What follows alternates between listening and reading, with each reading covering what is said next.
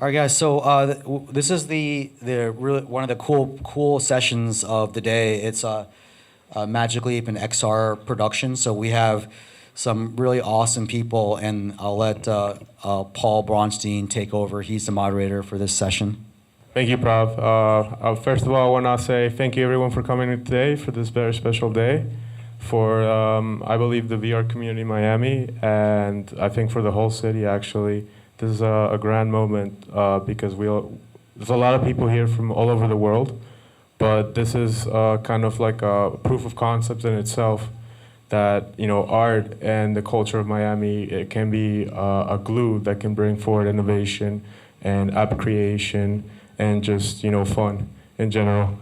With that being said, I want to say that incredible demonstration of the robot dog, that was really cool. I have to say also for Xennial, that looked great. That's a fantastic product you guys have there. And without further notice, I want to introduce you guys to our panel, XR Magic Leap Production, moderated by me, and we have here 4 incredible guests. And I feel that it is best to just get on with it. So here we have, what's your name? Oh.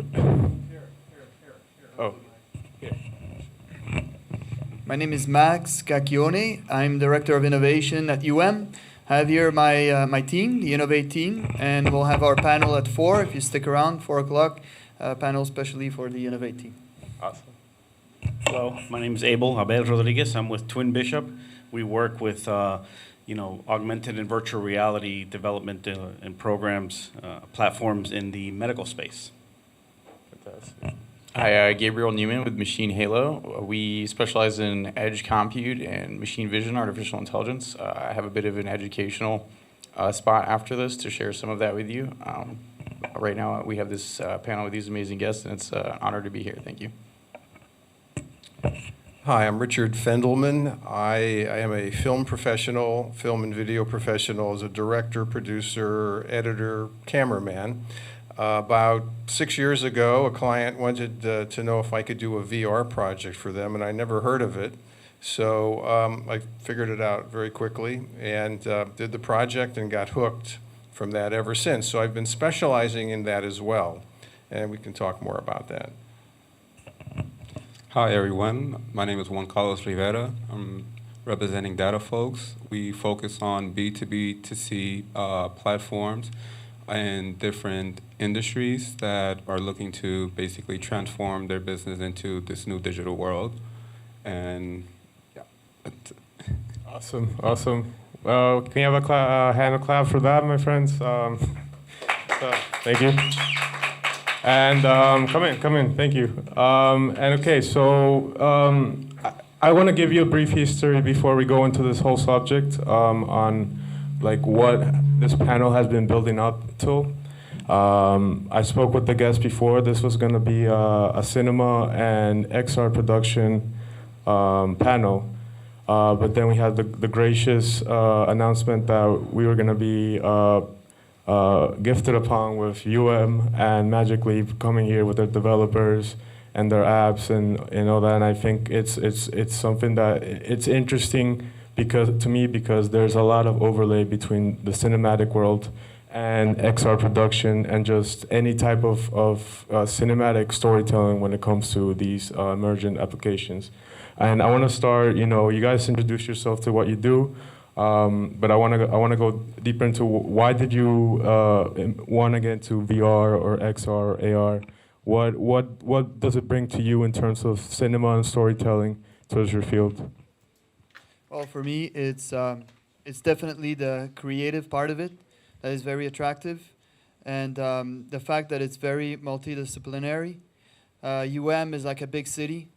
We have 11 schools. So in the XR garage where we work, which is sort of a workshop, creative environment, we have people from the music school. We have people from biomedical engineering. We have people from the medical school. We have people from everywhere, really.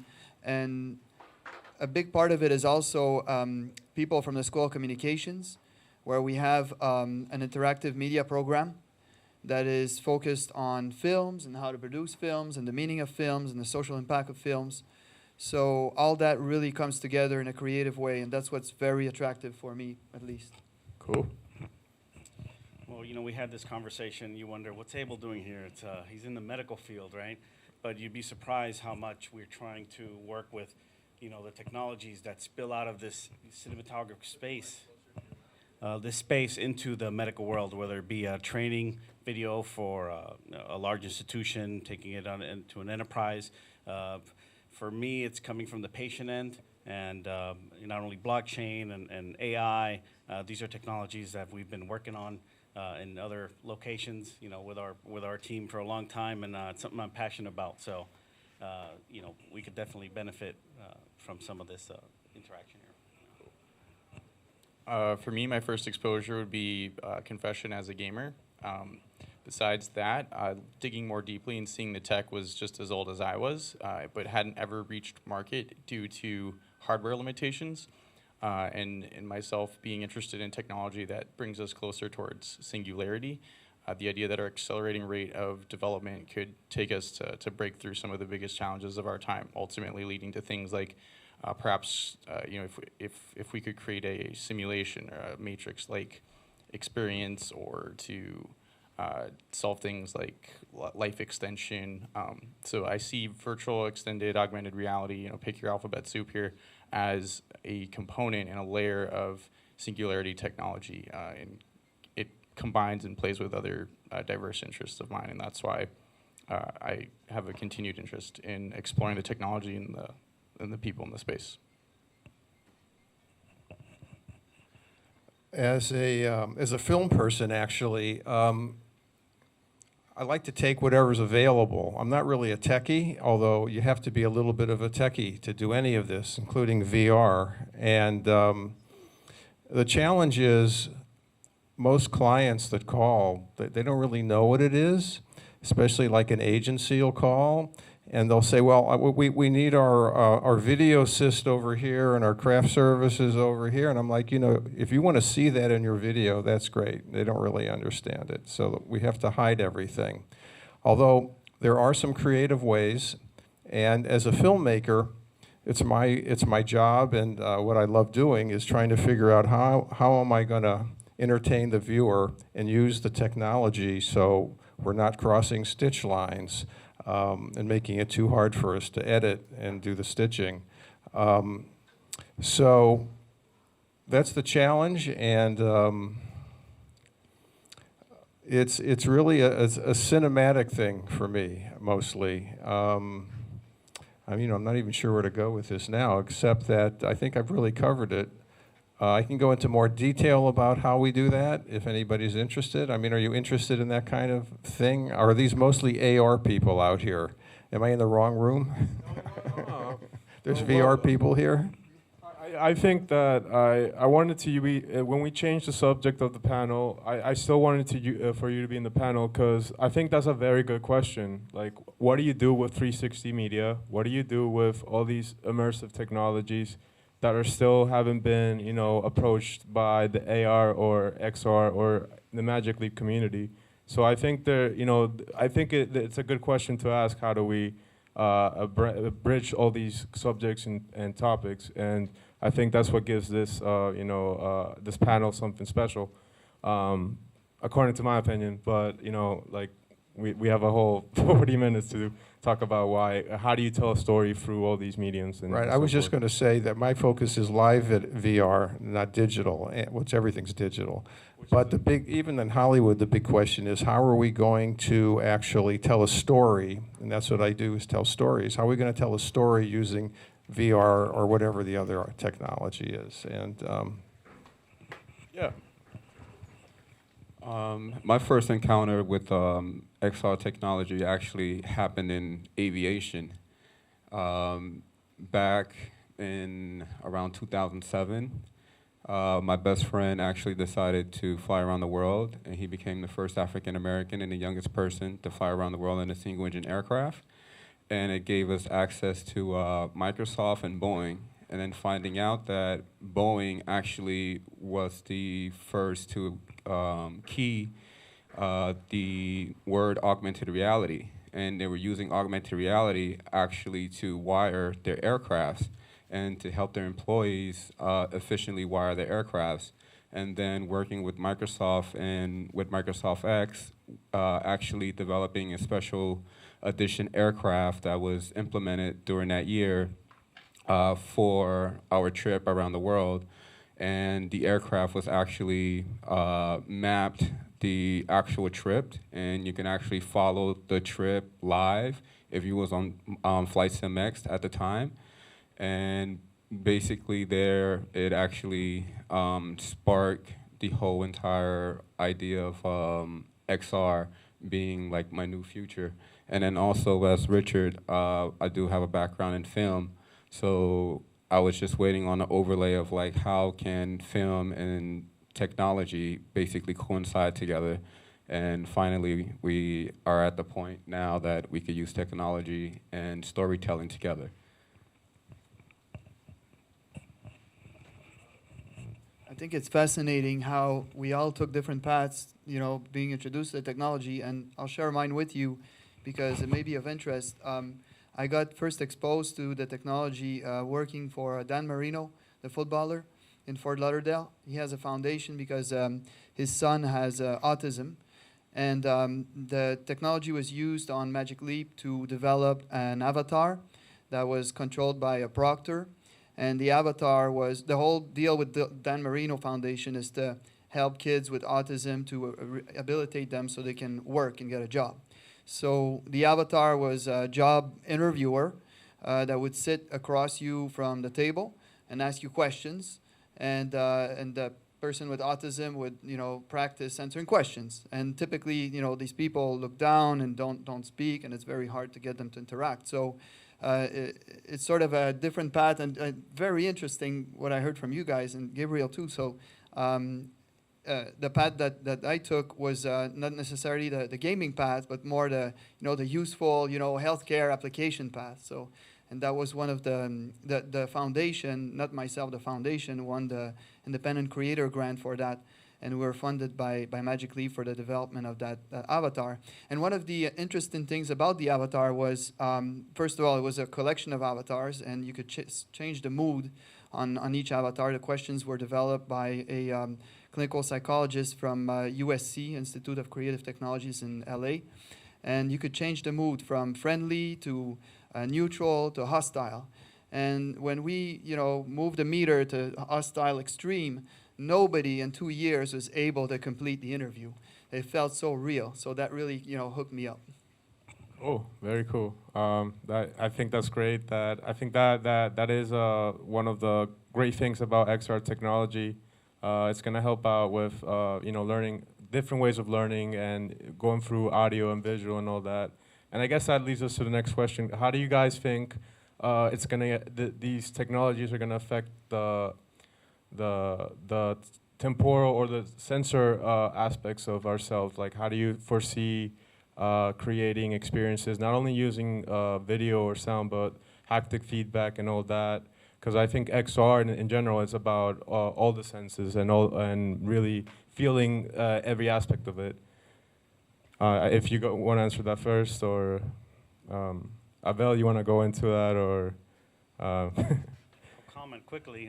The gentleman was speaking about spatial audio, and I was going to ask a question. I can ask him later. Sure. I mean, this is an very open format, because I just got to say XR is like it is about all these things. So please go ahead and, you know, you guys want to continue the conversation, that's fine by me.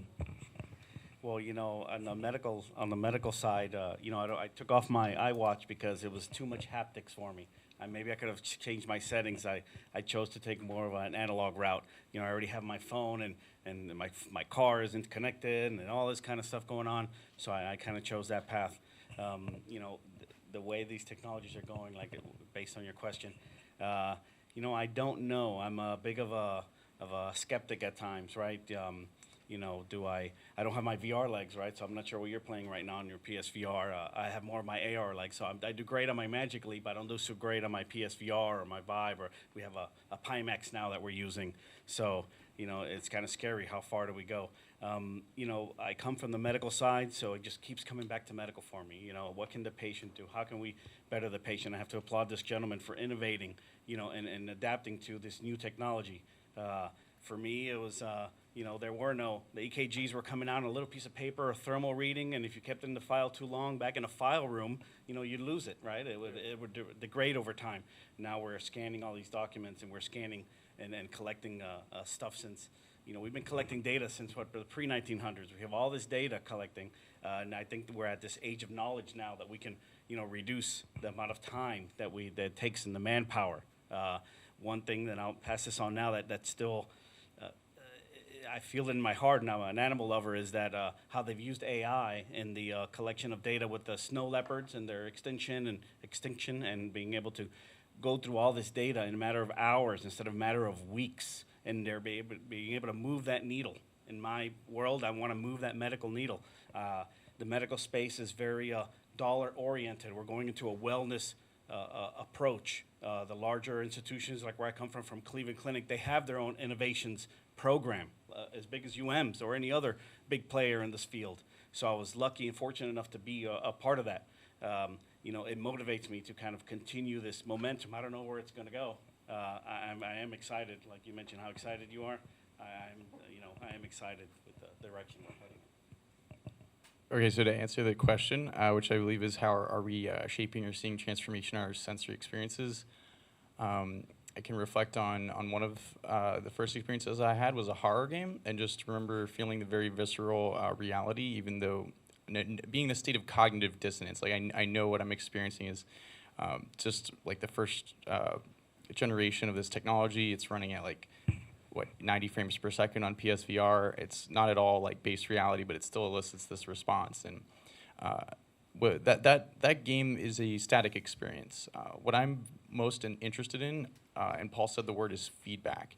As we're in these experiences and our neurological, our neurology just lighting up, we can connect and read that and in real time guide an individual to a certain type of experience. And feedback is how we learn. It's either we're learning self-awareness, maybe we're learning a new skill, how to assemble an engine, how to wire an aircraft.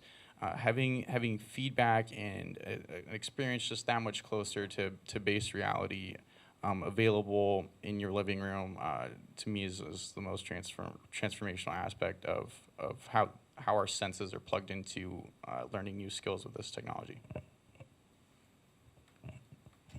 Well, I'm not really a gamer. Last game I did was Pac-Man. Actually, I'm learning tilt brush, which I'm really excited about. I don't know if you know what that is. You can paint in 3D and walk around it. It's amazing. But talking about, does anybody not know what ambisonic sound is? Raise your hand. Everybody knows what that is. It's you have the sound. So if I'm looking this way and there's a trumpet player, and I turned around and looked there with the headset on, the sound follows. So it's back behind me now, or a plane goes over, you hear it. So I was dreaming of getting this maybe $3,000-$4,000 setup a couple years ago, and I just didn't want to go for it. But last year they came out, the Zoom company came out with a $350 360 ambisonic microphone. It works pretty darn good. And you just bring it into Premiere, and they have all the tools in there, and it just works great. Before, only a couple of people in the country knew what AB sound was and how to put it all together. So a sound cue in 360 is another integral part of bringing a viewer's attention somewhere you want it to go. So they're looking here, you don't know where they're looking, but if they're looking wherever and they're not looking in the right place, a sound cue can bring them in there. And I think that's the answer to your question in VR, anyway. I feel that where the technology is going with avatars and in humans, I feel that that correlation is going to be a big factor because once you start picking up all the telemetrics or the haptic feedback, you could use that actual avatar and run simulations and seeing how you would feel or how you would react as being that person and going into like let's say biomedical, like how will some type of treatment will react to that certain person, since we all are all different beings. All treatments are will react different to each being.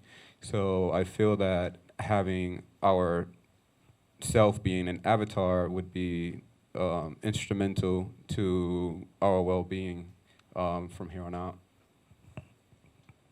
Yes. At we are designing new ways to interact with the content. I think we're just skimming the surface with, clicking on a remote like we're doing with Magic Leap, or even ray casting is pretty basic. So we have, we're working on biometric sensors that would, they're plugged to Arduino via Wi-Fi, communicate with the device, and they get the heart rate, stress levels of people. We have also neural helmets. The brain is electricity, so they catch the waves, and based on that, you can control the content. So one of the experiments is it's an artsy thing where we have this sculptor who's a faculty researcher who's exteriorizing feelings from somebody as a reaction to a social commentary. So what we're using is the mixed reality medium to display. Somebody comes into a room, the subject comes into a room, they look at a blank sheet of paper. On the blank sheet of paper, we have sort of the latest news, political news or whatever can be irritating. And the person gets, irritated or angry or sad. And that's detected with the biometric sensors. And then the environment changes accordingly. So the person is wearing the headset. So an example would be, right now it's the wall color. We're working on sort of aurora borealis, in some small scale, based on how the person feels, red or blue. Blue is calm, red is angry.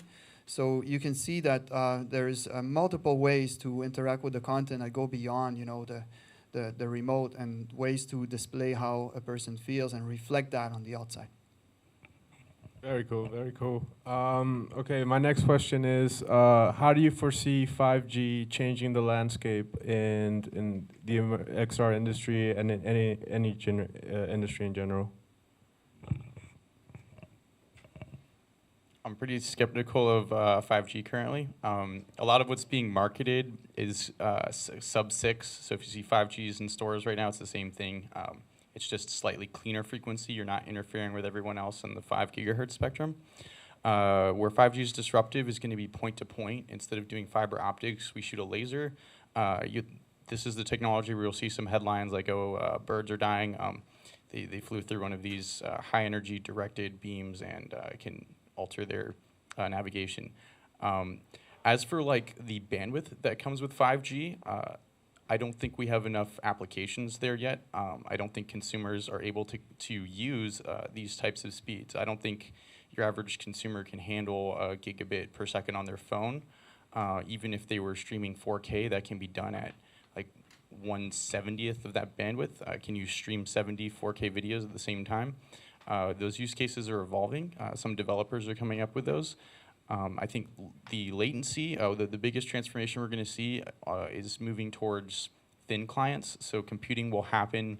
I had a recent conversation with Google. They're putting a lot of compute directly at the cell towers. So effectively bringing the data center one step closer to the edge, letting you do things like maybe video editing or having more heavy lifting or cloud gaming, for instance, like very realistic graphics computed at the tower and then sent to your device. But even then, that would not saturate what we're seeing for true 5G, which again is not sub-6. I'm not considering sub-6, which you see on cell phones in the Sprint stores right now. I don't consider that 5G other than 5th generation phones that are using very similar spectrum. If you were to use 28 gigahertz, I don't imagine it would change people's lives all that much, having access to all that bandwidth, other than, yeah, as I've said, anyone else? 5G? Yeah, no, we're not running 5G already, but we are building the network. is going to be one of the first campuses with 5G and edge computing infrastructure. We have signed a big agreement with AT&T. It is true that the use cases are still under development.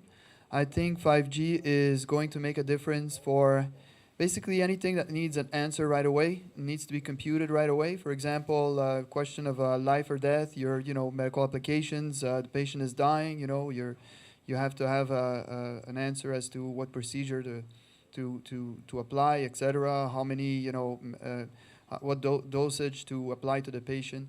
Another example would be, driving, self-driving vehicles. Should I turn left or should I turn right? No, wait, we're downloading from the cloud. So anything that needs, an instant response. And also, I'm a little bit more positive than you, Gabriel, for streaming, because I think that that is going to help to stream live in situations where you're doing journalism and you're on the field and you want to be able to capture something without, the whole news truck besides you. You can have a portable, backpack using 5G and just stream from there to, well, in theory, 4 platforms at once. So we'll see how that evolves. Yeah. Yeah. So yes, I'm talking about high quality, reliably, and also simultaneous to 4 platforms at once. So, but I do agree that right now what is offered is sub 6, and that we're just reassigning the band, and the most that we've heard is 1 gig, which is really not that much more than Wi-Fi. So we're still waiting on the use cases. But I do believe that I do believe in the technology and that it's going to make a difference. Anyone else?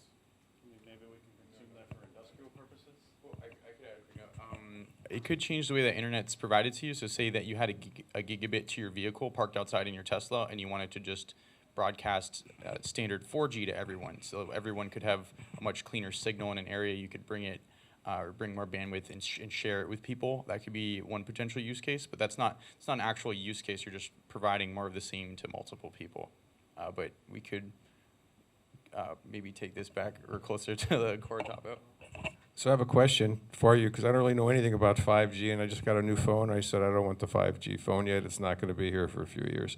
But I am concerned, so maybe you don't know the answer, to the electromagnetic energy possibility of health concerns with that kind of thing. Like if every car had a hotspot that was broadcasting to help you get 5G, I'm still not convinced that the Tesla is not giving you some kind of bad radiation. So do you know anything about that?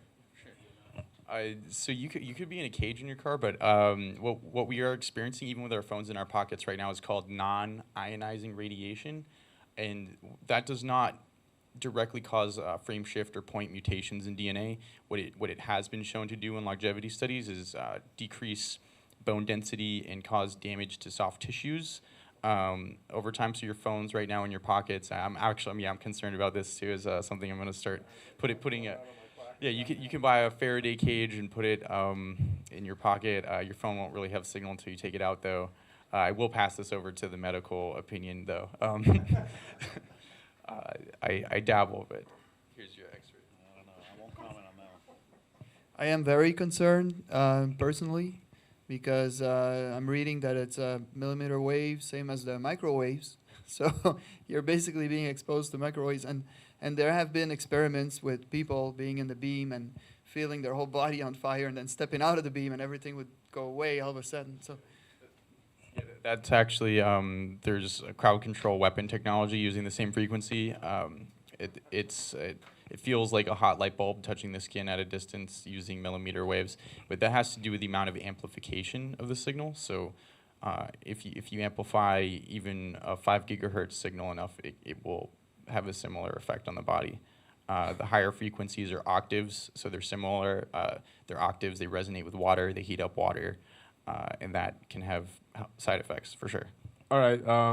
I think we're kind of diverting away from the topic, but I want to touch back on what health and XR, the implications of that a little bit later. Since this is a Magic League production and XR workshop, I want to ask you guys, if you had a dream application for Magic League, what would it be? Or a platform or concept, including with 360 media as well? For me, it would be, well, first of all, there's a consideration. I think the whole industry is going towards the cloud, and there's not going to be one cloud because Microsoft is doing their own, Google's doing their own. So for me, it would be a piece of hardware that's a universal head-mounted display that's basically a headset that would work with all the clouds. You know, I drank the Kool-Aid. I watched that whole LeapCon one. I watched it I think I've watched it twice.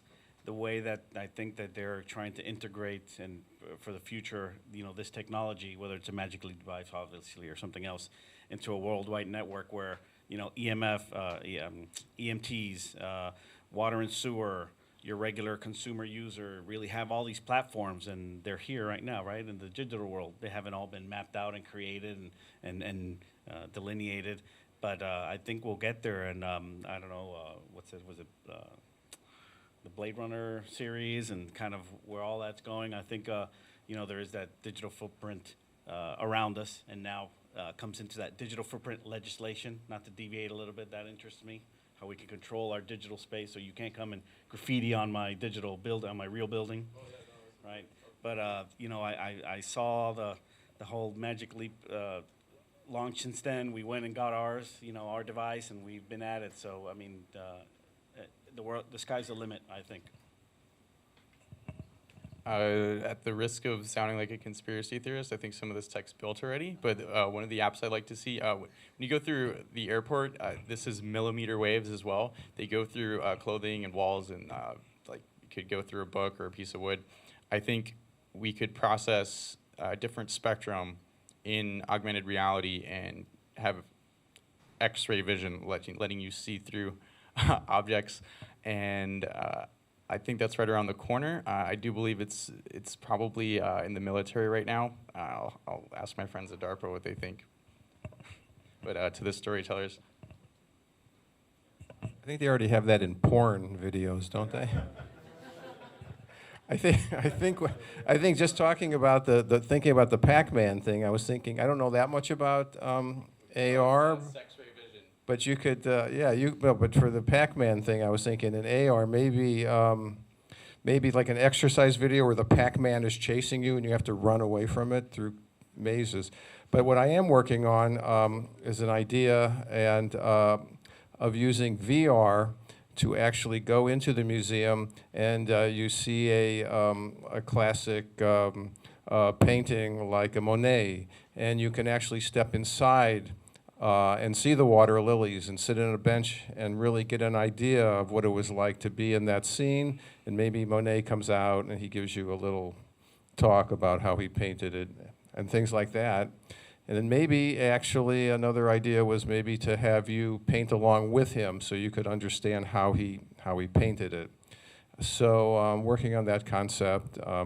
I've talked to a few museums. It's a very hard sell for that kind of thing, and it's expensive. It's probably $1 million project. So anyway, I still am trying to see how I can make that happen.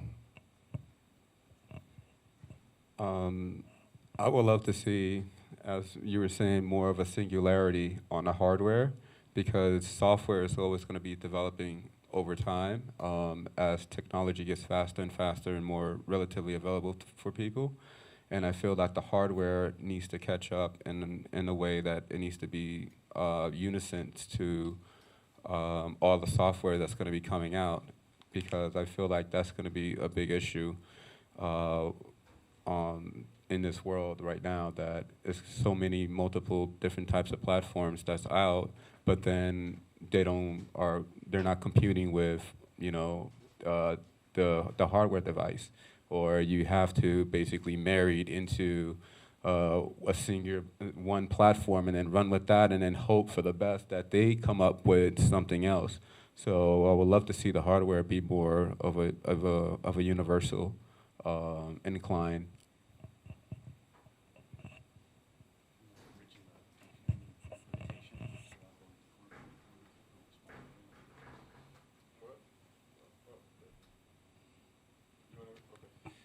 So yesterday night, the team here, the Innovate team, and I had the big fortune of spending the night with the Magic Leap team and speaking with the CEO. So I can answer your question from his perspective and share with you the vision that he shared with us. You probably heard by now of the Magic Verse and the twin digital replica of the world and the different layers, entertainment, water, electricity, etc., and all that feeding into, the Magic Verse. So what was different last night is that Ronnie was telling us that the digital twin becomes so much loaded with information, and there's a sort of a positive feedback loop between the existing data systems and the Magic Verse, that the Magic Verse version of the world becomes a sentient, entity that is able to sort of feel and understand your needs before you even articulate them, and answer all your questions and help you in your day to day. That sounds incredible. For my next question is, what challenge have you faced that has affected you the most during development or production when it comes to XR technology? And how do you foresee that obstacle being fixed, in your opinion, when it comes to production?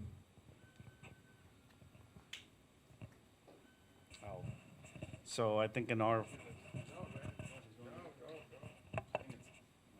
lack of employment, lack of availability of, I'm an entrepreneur in other types of businesses, and we can mount and run a business and get it up and running in a short amount of time. There really aren't, there's plenty of folks in here today, and being part of like XR Miami, for example, I know we have access to local talent, but I think there is a lack of local talent here regionally, locally and regionally.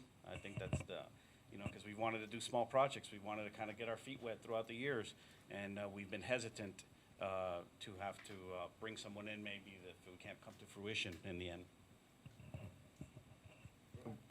Google bought out some of the startups I was working with, and they disappeared. How am I going to overcome that? I'm still working on that. I don't have an answer. Anyone have any bright ideas? Can't beat them, join them? Okay, so my biggest challenge is, besides a company that calls, that knows that they want it, is selling a company that this is really beneficial for them, that it's going to work for them, and they should use it. And also explaining what it is. Once they put the headset on, a lot of times, then they go, "Oh my God, that's amazing! Let's do it." But that was my biggest challenge. My biggest challenge has been the end user, basically the functionalities. Like, for instance, from HoloLens 1, that you had to learn gestures. Then now, they fixed that with HoloLens 2, that they actually could track the hands. So the incline is always thinking of like, oh, wait, we can move this object or do it like that. It's like, oh no, there's certain ways that you have to go through to actually actually experience the experience. Like, VR, you have to have the controllers. How do you control, how do you man that when someone that has no clue of, this is their first time actually wearing the goggles or even experience it, like, how do you explain that? So that's been like the biggest challenge of actually in XR right now with me. Actually, I have a question, but if you want to continue. I think no, go ahead. So the question I have is from the consumer perspective, right? Because there is a lot of funding and a lot of good work being done in terms of education, especially biomedical. But from the consumer side, do you think that they'll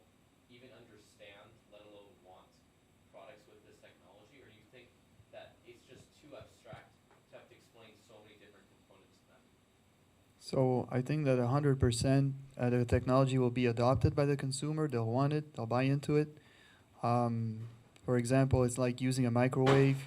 You don't really need to understand how it works. You just press the button and use it.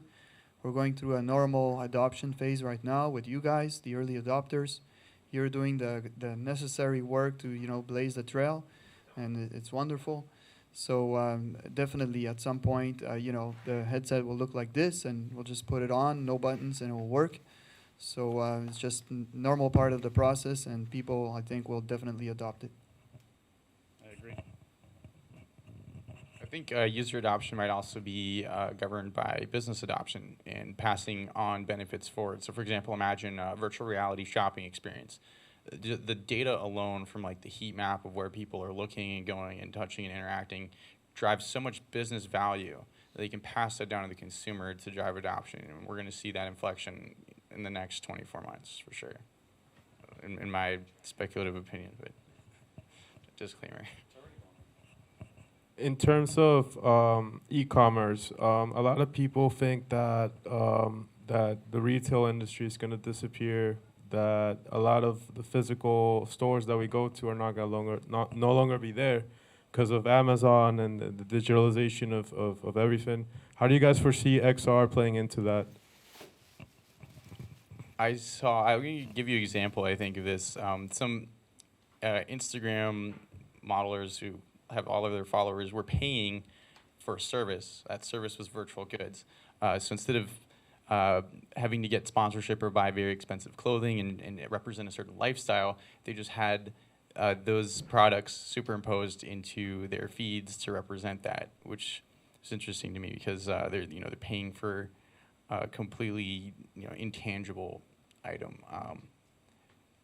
As for like the death of retail, I mean, like I said before, the business value is going to drive the adoption, and having Amazon be this really condensed warehouse that just delivers, you see these robots sending boxes around is pretty indicative of the end of this era of industrial retail.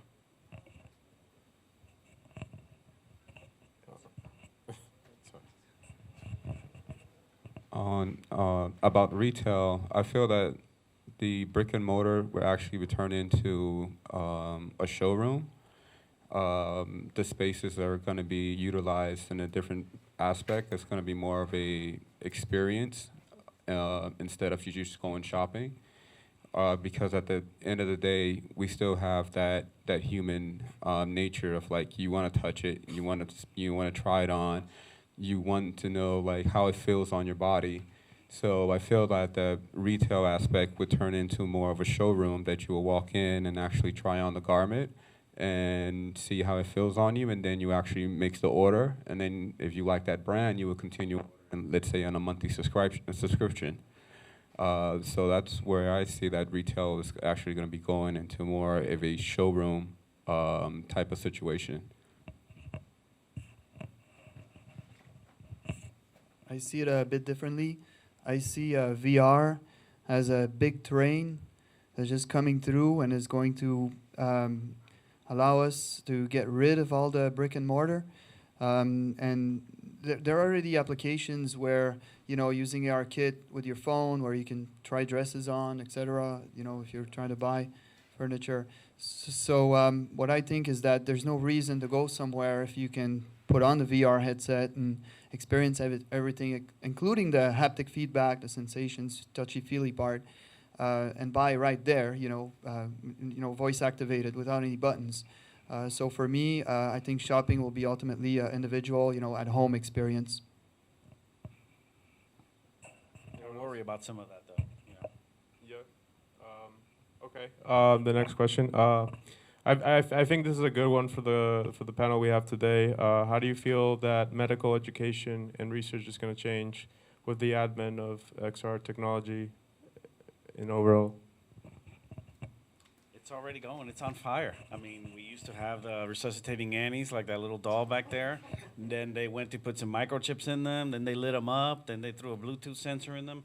I mean, it's those sim labs are everywhere. I think is this gentleman here from upstairs, Kevin? He can chime in on some of this. But we're already there. We're already there.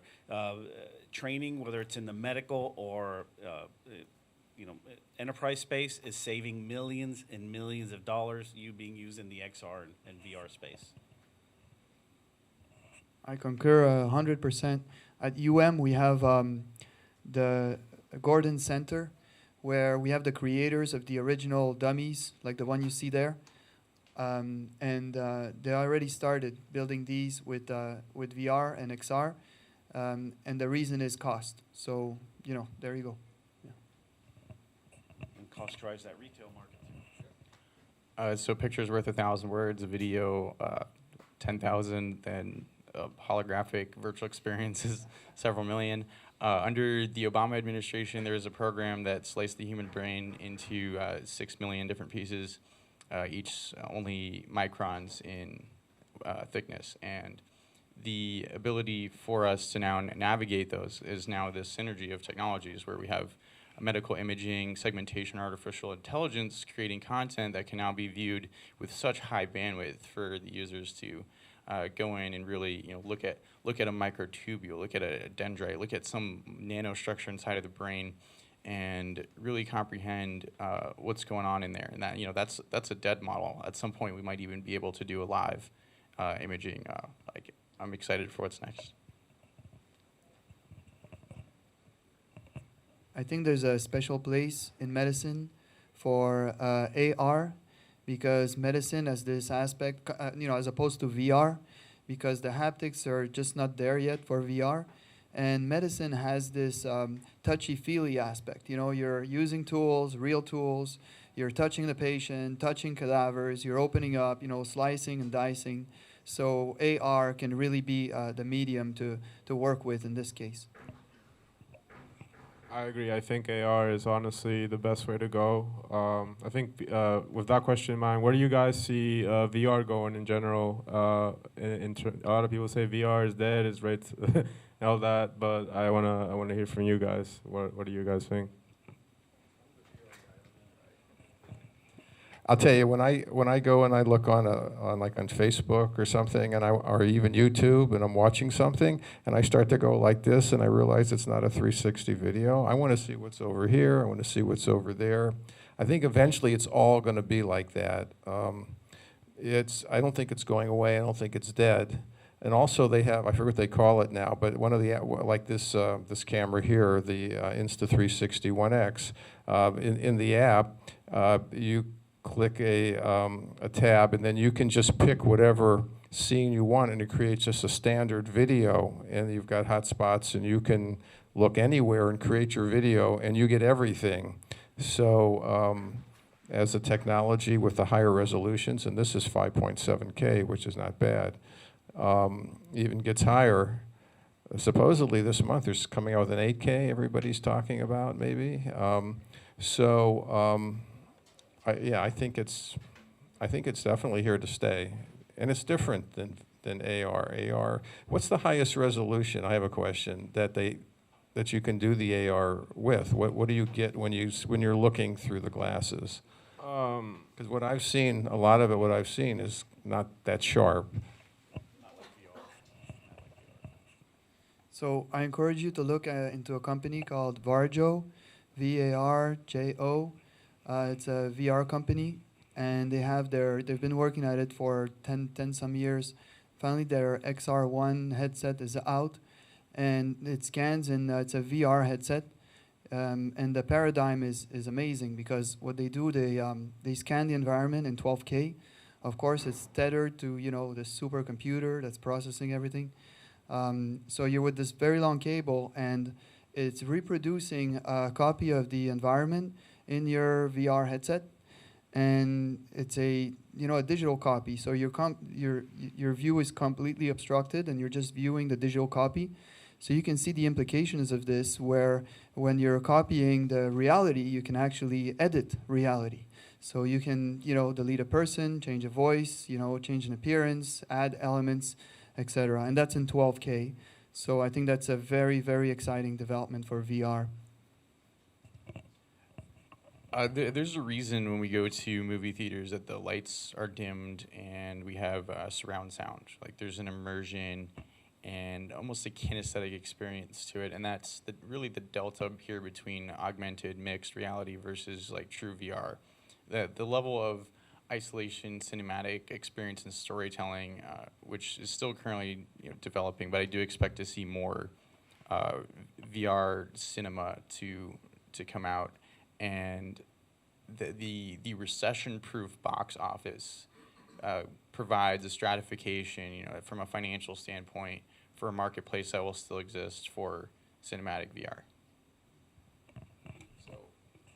But in just headset VR, I think the highest resolution, any of the main headsets now is, I think, 4K, isn't it? So, when I look at what I do in a 6 or 8K, each lens is 4K. You get a bunch of lenses.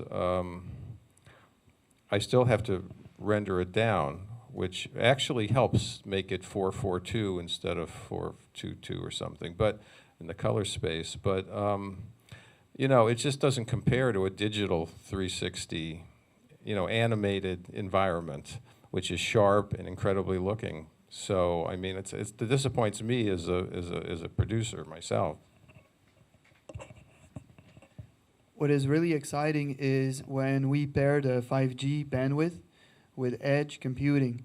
So just to be clear, edge computing means you're still connecting to a computer that's on the internet, but it's right there on the edge of your network. So in order to process the information, get you an answer back, instead of going through, 7 or 8 clouds and coming back, you really have a very low latency, maybe 2 milliseconds. Processing all that is going to get better and better as we're using edge computers. And we're doing this in We have, $1 million computers. We're putting them on the edge of our network, but they're on the internet, and we're processing things locally, so that we're going to be able to process all that, resolution that you're looking for. And you talk about the creating your artificial world. These devices now have inside-out cameras, inside-out tracking. So are we going to end up with one device in the end? Is it just going to be one device that can do both virtual and augmented? It can switch you off and switch you back on, perhaps. But in that virtual world that you create in the VR, or even in AR, you can now, there's software to delete your things in the area, delete the neighborhood cars, and delete the building you don't like. So it can actually delete out people for privacy purposes in the medical environment, for HIPAA purposes. It will automatically, kind of pixel out folks as we walk through, or just kind of create some kind of background for that. Yeah, and one day we might even fly to the moon. It's amazing, right? Oh, actually, that leads me to another question. How do you see XR technology affecting space exploration and all these technologies? Because I noticed there's a lot of people in the state who have approached it with those terms of space, and I know that SpaceX is supposed to be here, but I just wonder. Is there XR and VR being used in space already? I think so. So besides like the training, which we already touched on, I imagine one of the more meaningful use cases would just be the wellness of our astronauts. Up there in space, it's not very friendly for people. Perhaps having some sort of visual input, a happy place for them to feel a little more terrestrial and grounded for long ISS or other missions could be beneficial use of the tech in space. But There's a guy from Microsoft's going to pop in. Or ask him. Like we do here, we have like a secondary person kind of assessing your work. You can be working on a generator, they can be working on a satellite, or they have Houston watching over their shoulder with their goggles or with their headset in live, right? I can push back and ask, why go to the moon if you can actually have an experience that's so close and so real? And if it's real for your, one of the points that we heard yesterday is if it's real, neurologically for your brain, is it the truth? Is it the reality? So that's when, things are becoming so high resolution and, it's so close to reality that things blend in and your brain starts to get confused. So at some point, it's not worth it to spend, $30 billion to go to the moon. complete tangent. I make the same argument. There's something called the Fermi Paradox. It's why we haven't discovered life like ours in the universe, carbon-based life. There's something called the Kardashev scale, also measuring like a society or planet's ability to harness energy. And I imagine the same technology that will allow us to travel through the galaxy will run on simulations that are quantum and femto scale. And at that point, complete science fiction here, I imagine our consciousness will integrate with such a small scale of the universe that we may cease to be physical. And we have this project SETI, you know, looking for like these cosmic rays, amazing work, really cool signals coming out of the cosmos. But I imagine this signal for intelligent life might be encoded in the Higgs boson or some subatomic phenomena at some point. Thanks for listening. Yeah, I agree. I agree that that would work. A little out there. But okay, so back to Earth. A little bit of housekeeping. So starting at 4 o'clock, we're going to have the upstairs open. You guys can also, when Kevin comes around, you get the tour of the 4th floor of the Nano Fab Lab. So on the 4th floor, the Amazon room, from 4 to 9, we have our statewide Florida Unity Dev Cup. So we got people from FSU, all over Unity and Unreal User Group.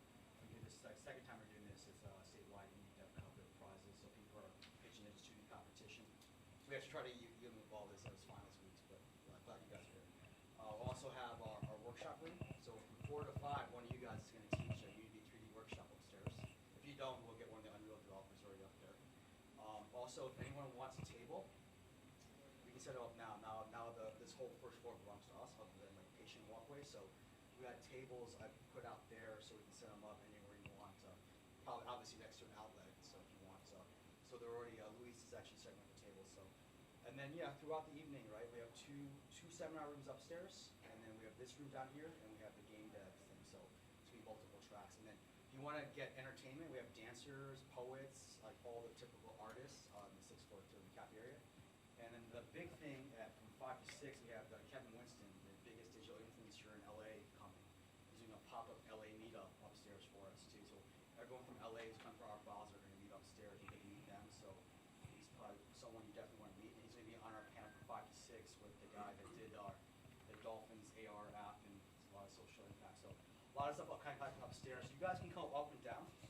You should get one of these badges, like sign in at the kiosk there. So sign in and then get a stamp. They'll check your IDs. It's open bar upstairs as well. Dinner and wine. So if you have a fake ID, don't tell me about it. But it's open bar. Get a stamp. Cool. All right, as one of the last questions, I wanted to ask you, what would you do with your technologies to do something good for the community? Because I feel that, you know, we're here today in this community center to not only come together and celebrate art, but like I feel strongly that VR or AR or XR should be used to enhance the community. How would you see that happening, and what do you hope to see in Miami and South Florida in the future when it comes to XR and nanotechnology and AI and all these technologies? Because clearly we're heading to a point where we'll become like so powerful with our technologies that we kind of have to think, you know, how can we do good with this? And it's not it is a question, but I want to hear what you guys have to say.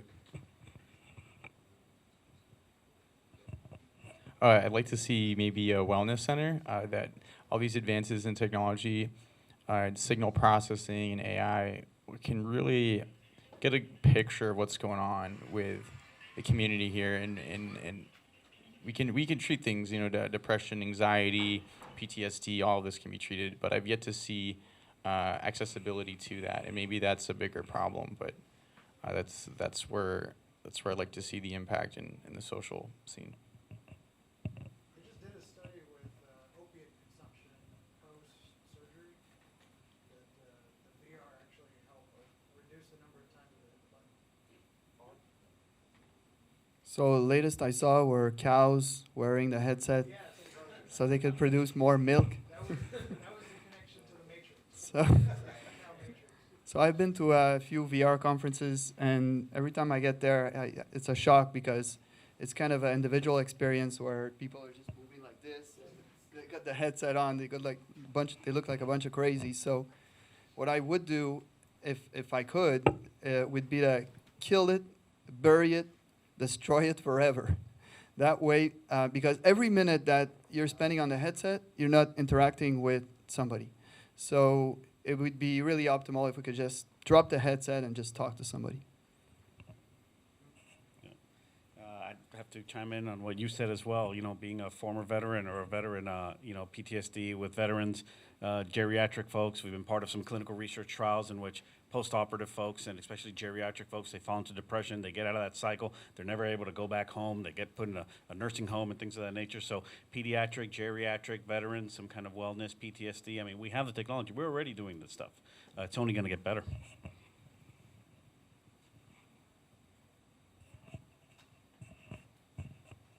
I would say more in the kids' education sector.